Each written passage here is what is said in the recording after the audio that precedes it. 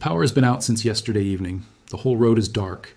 Your phone is down to 9%, and in the freezer, out in the garage, there's $500 of meat sitting there getting warmer by the hour, and the furnace in the basement has fuel in it and heat in it, and it is doing nothing at all because the little fan that pushes the warm air through the house cannot turn without electricity. And the whole time parked 20 FT from your front door. There's a machine with a full tank of fuel and an engine built to run $200,000 me, and it is already making electricity every time you drive it. It has been sitting there this whole cold night doing nothing, and most folks will never know what it could have done. I am Elias Yoder. Now let me be straight with you right at the front so you know what kind of man is talking. I do not own a car. I have never driven one.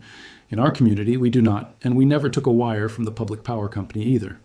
So you might well ask what business a man like me has telling you about the vehicle in your driveway. Here's my answer. I have made and stored my own electricity my whole life. When you cut yourself off from the power line on purpose the way we did, you stop thinking of electricity as something that comes from far away through a wire and arrives whenever you want it. You start thinking of it as something you make and something you keep. And once you understand it that way, once you have lived it, you can look at almost any machine and see whether it makes power or stores power. And your car does both.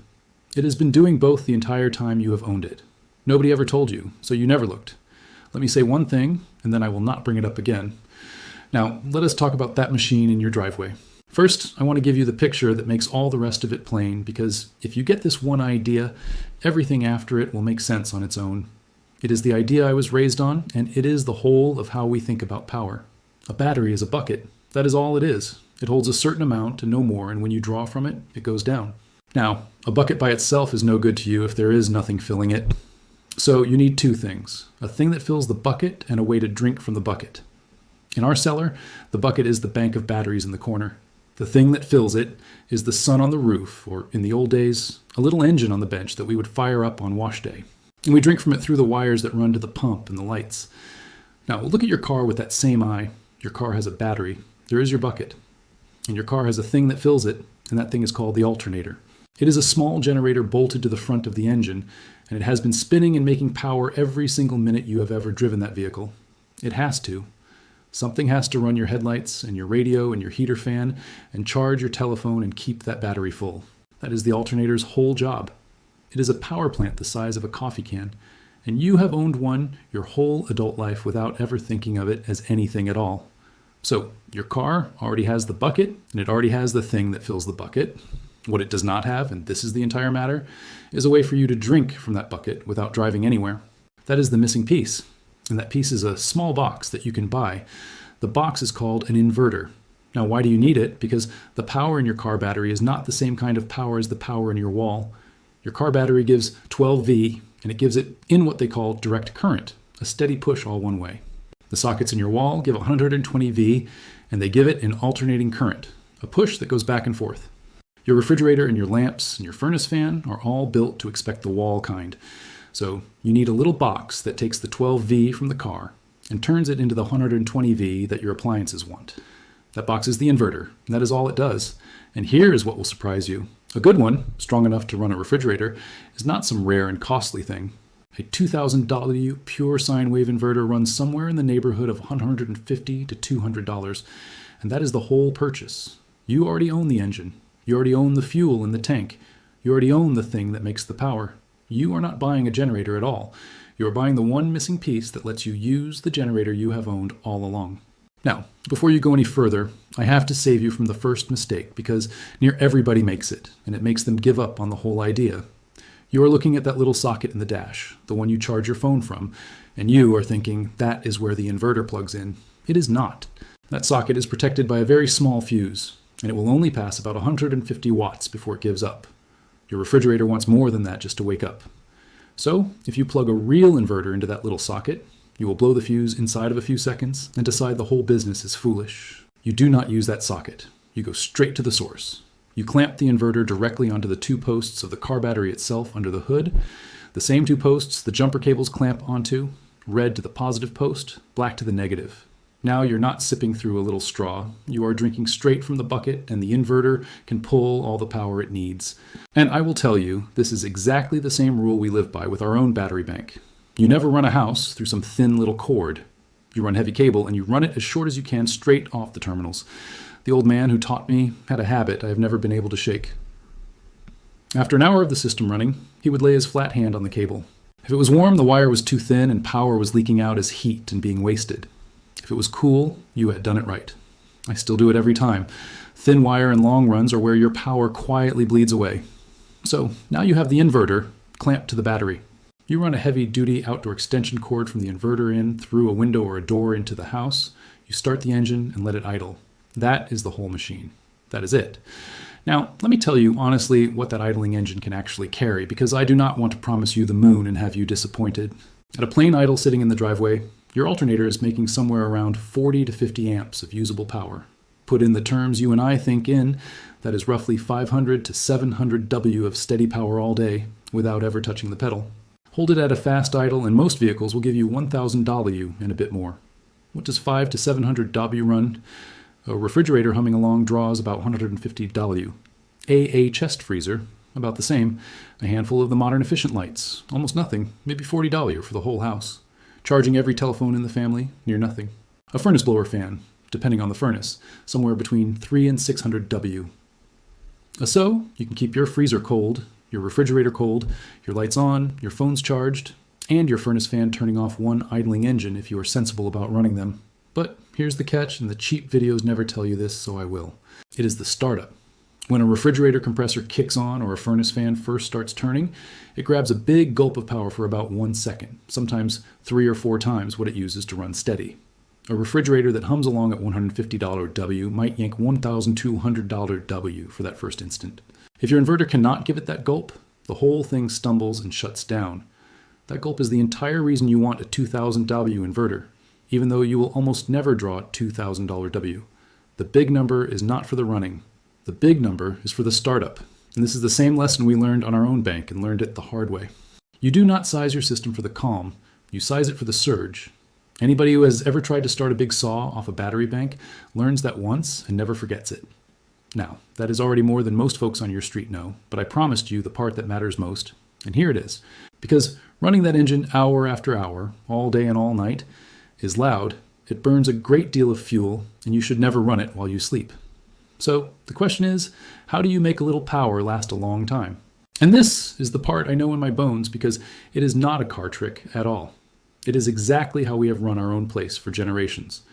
You do not run the engine steady, you run it in cycles. And the way you do that is by adding one thing, a second battery, a deep cycle battery, the kind made for a boat or a camper, and it runs about $100 to $150 at the farm store. Here is why this changes everything.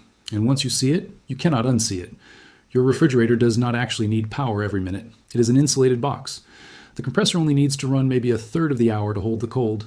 The rest of the time it is just sitting there coasting. So, if you run your car engine 60 minutes an hour to serve a refrigerator that only works 20 minutes an hour, you are burning a great deal of fuel to do a very little work. That is waste, and waste is the one thing my people cannot abide. So, you do what we do. You make the bucket bigger, you fill it fast, and then you let it pour out slow. You take that deep cycle battery and you set it in the house. You run your inverter off that battery, not off the car. Your refrigerator, your freezer, your lights, they all run quietly off that battery. No engine noise, no fumes. All through the evening and all through the night, silent while the battery slowly pours out into your house. Then, perhaps twice a day, you start the car and you run a heavy cable from the car battery to the house battery, and you let that engine pour power back into the deep cycle battery hard and fast at the alternator's full output. In about an hour of running, you have refilled the bucket. Then, you shut the engine off, unhook it, and go back to running silent off the stored power for another 10 or 12 hours. 2 hours of engine running in a day instead of 24. Perhaps a gallon and a half of fuel in a whole day instead of 15. That 15-gallon tank in your driveway will now carry you a week or better. And your nights are silent and warm with no engine running under your bedroom window. No fumes to worry about, and no neighbor lying awake angry at you. The engine fills the bucket fast. The battery holds it. The house drinks it slow. And here is the part that ties the whole thing together for me. That is precisely, exactly how we have always done it. The little gasoline engine out in the shed never ran all day. You fired it up on wash day or when the bank got low. It charged the batteries hard for an hour or two, and then it shut off, and the house ran quiet off the stored power the rest of the time. That is not a clever new idea I am selling you. That is a 100-year-old plain farm arrangement, and you have just rebuilt it in your own driveway out of a vehicle you already owned, and one battery from the farm store. Now, let me answer the careful questions. Because a man should never hand you half a tool. Will idling your car an hour or two a day hurt it? No. Folks sit in traffic and in drive-through lines longer than that without a thought. Keep an eye on the temperature gauge and make sure it is not creeping up while it sits still, and you are fine. Where do you run it? Outside. Always outside. Never in a closed garage, never in a shed, never with the door down.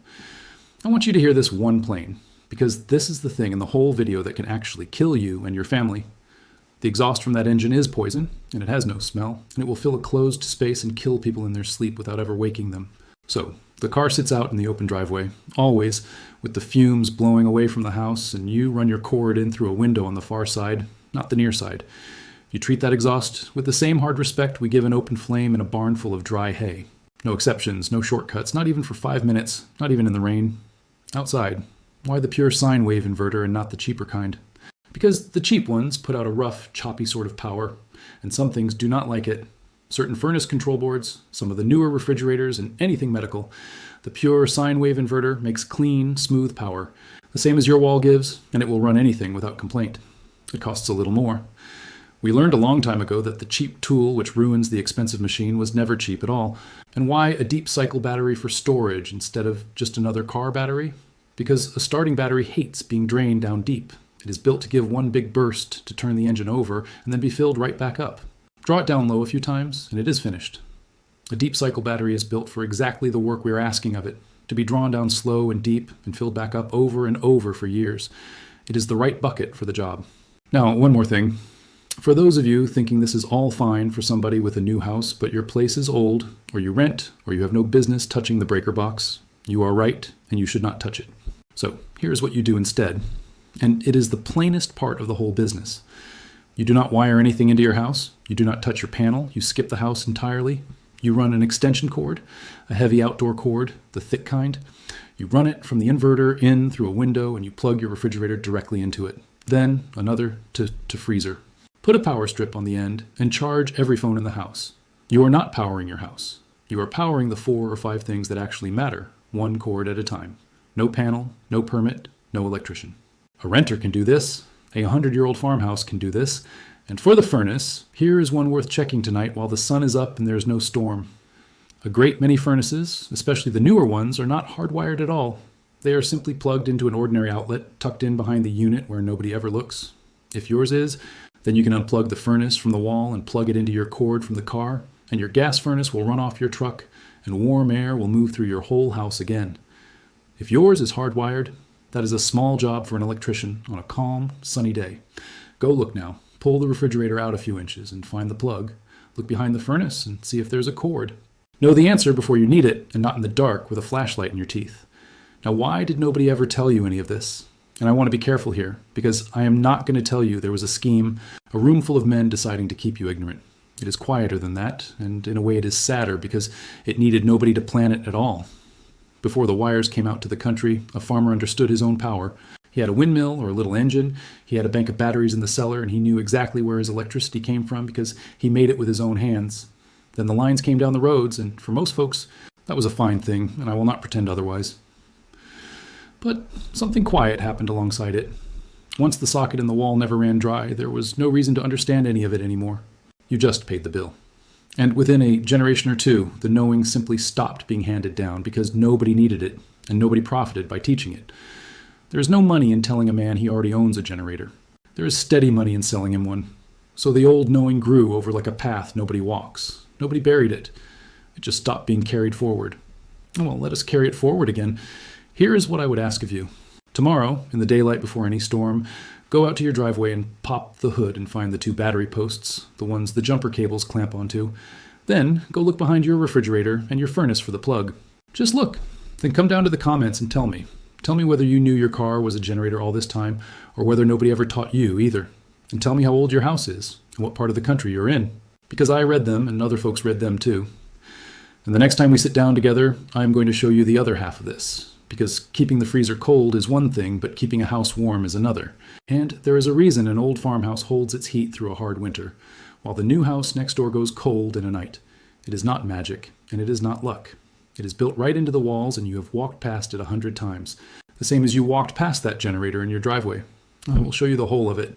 So go find your battery posts, get yourself a proper inverter and a deep cycle battery, Run the engine outside and never in the garage. Fill the bucket fast and drink from it slow, and you will never again lie awake in a cold, dark house wondering what you might have done.